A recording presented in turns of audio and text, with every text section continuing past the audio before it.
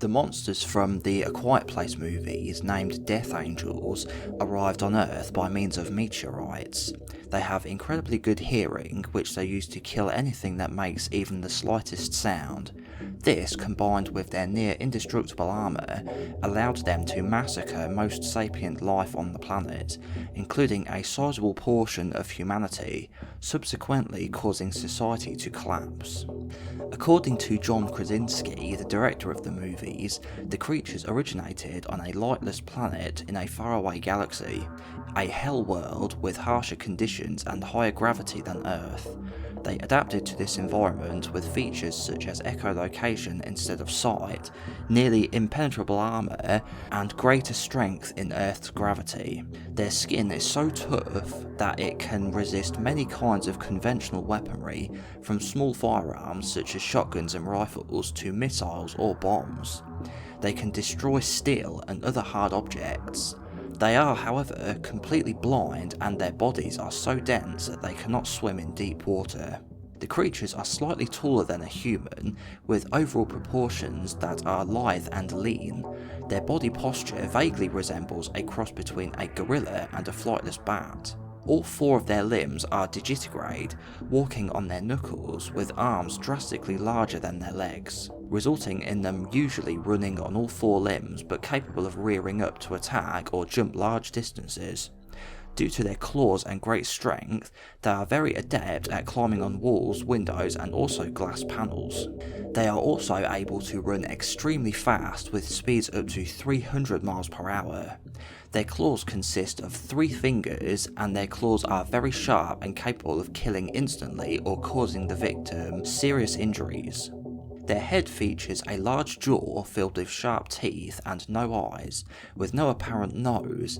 It is unclear if they possess any sense of smell or if smell perception is achieved through sense organs in the mouth.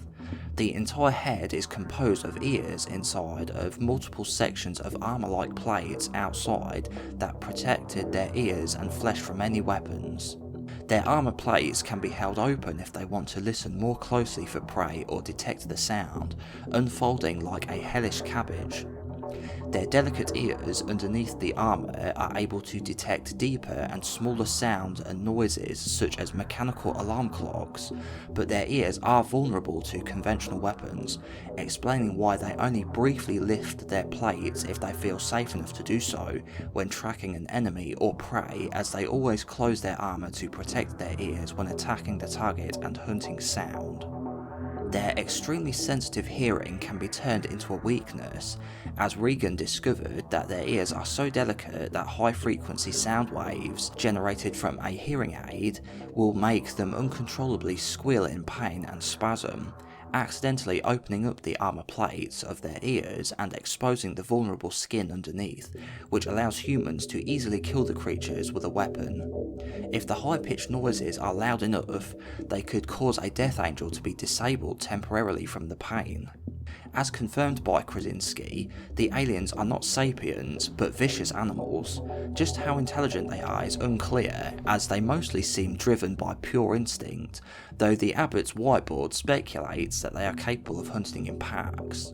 Besides, when one of the Death Angels was killed, another came running to the location of its death, with no exception presumably because of the noise that easily distracted another Death Angel to come. Perhaps most frustratingly, the creatures do not kill for food. The Abbott's whiteboard includes the prominent note, "Why don't they eat their prey?" and they are never seen eating any of the corpses they leave behind. All human corpses were seen mummified but otherwise intact.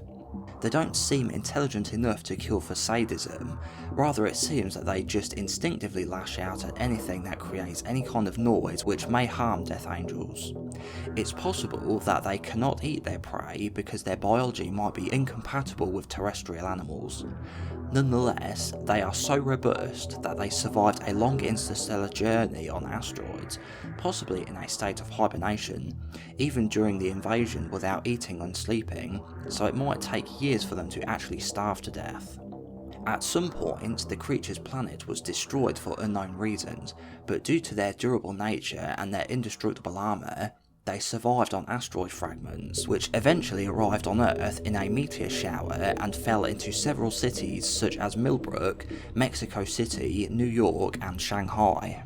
In the first movie, A Quiet Place, the Death Angels are responsible for Bo's death at the beginning of the film, after Bo turned on the rocket toy by inserting the batteries. They are also seen hunting in the Abbott household when Evelyn's water breaks and she accidentally stabs her foot with a nail in the basement stairs. A Death Angel slashed a man in the woods after he discovered that his wife was being killed by Death Angels earlier and attracting the Death Angel by screaming in form of suicide. A Death Angel was nearing Evelyn in the bathroom when she was about to give birth to her son but was distracted away due to Marcus setting off a firework. Lee's death was at the claws of a Death Angel, albeit it was to protect Reagan and Marcus to help Evelyn. A Death Angel was shown in the finale when their weakness, being high-pitched frequency waves, was shown and was subsequently killed by Evelyn. 2 more came running to the farm after his death, implying they were killed too. In A Quiet Place Part 2, in the opening scene, Death Angels are seen slaughtering the inhabitants of Millbrook, a New York town, on the first day they landed on Earth by a meteor. At the start of the attack, not long after the meteor landed at Walker's farm near Millbrook, one of them attacked a police car of a local officer, causing panic in the main street. Then another attacked and destroyed a station wagon just in front of Evelyn's car, which also clawed her front window. And another killed a driver of a bus, which caused it to ram into Evelyn, Marcus and Bo, though they were able to avoid it, but the bus hit her car. In the ensuing chaos, a Death Angel was able to continue rampaging the town, killing a few inhabitants, just as Lee, Reagan and most of the inhabitants went to a nearby bar to avoid being killed. They hid under tables and tried to stay silent as possible to avoid the Death Angels, as Lee tried to silence a praying man and they witnessed one of the Death Angels walk slowly and open their armour to track the sound. However, a teenage couple's phone accidentally rang, alerting the Death Angels outside and closing the armour when the Death Angel attacked and killed a few people in the bar just as Lee and Reagan escaped the bar with the Death Angel pursuing them. As Lee and Reagan approach the damaged police car, where Evelyn, Bo and Marcus are hiding, the Death Angel tries to kill them, but Ronnie, the local police officer, saves them by trying to shoot his shotgun at the creature. Despite his best efforts, the shots are no match for the creature's armour, but the shotgun's sound distracts the Death Angel from Abbott and the officer decides to sacrifice himself to save the family. In the present, a Death Angel was shown chasing the Abbott family and Emmett when Evelyn accidentally set off Emmett's booby trap and Marcus gets his foot severely injured in a bear trap outside of his base. Reagan set the speaker with her high frequency feedback to disorientate and open the Death Angel's plate, and Evelyn killed the creature with her shotgun. A Death Angel was shown hunting Reagan when she encountered an abandoned train where it attempts to kill her. Reagan uses her high-frequency feedback to disorientate the creature along with her shotgun, though it is only able to damage the creature's armour.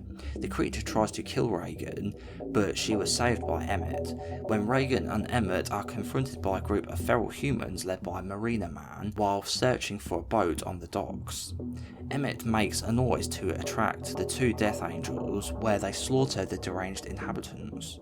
Emmett then stabs the leader with a knife, causing the leader to scream, which allows the creature to kill him before jumping off to avoid being killed. The Death Angel hopped on a boat and killed more humans, but later drowned as it jumped on the water, trying to get back on the boat. While the other Death Angel got onto the same boat, a Death Angel got into Emmett's base, leading to Marcus and his brother accidentally trapping themselves in a furnace, nearly suffocating them. The next day, Emmett hears the sound of a boat crashing and discovers that the Death Angel was on the damaged boat and snuck onto the island and attacked the survivors before being lured by Henry, Emmett and Reagan towards the radio station, where Henry gets killed and Emmett got injured by it before Reagan was able to broadcast a high-pitched frequency across the local area to stun the Death Angels. At the same time, Evelyn walks slowly and discovers that the creature is still nearby. Then Evelyn managed to close the door but failed then the creature manages to pull Marcus, Evelyn and the baby out. It then opens its armour to reveal the vulnerable spot, allowing Reagan to kill the creature on the island and also for Marcus to kill it in Emmett's base. And in A Quiet Place Day 1, taking place before the events of the first two films, a woman must survive an invasion in New York City by bloodthirsty alien creatures with ultrasonic sound hearing. A number of meteor fragments falling in the skies of New York land on a street nearby Sam, and afterwards emerge the Death Angels. Dozens of Death Angels appear in New York, indicated by many meteors falling into the city. As always, make sure to like the video if you enjoyed it and let me know your thoughts in the comments. Thank you for watching and I'll see you next time.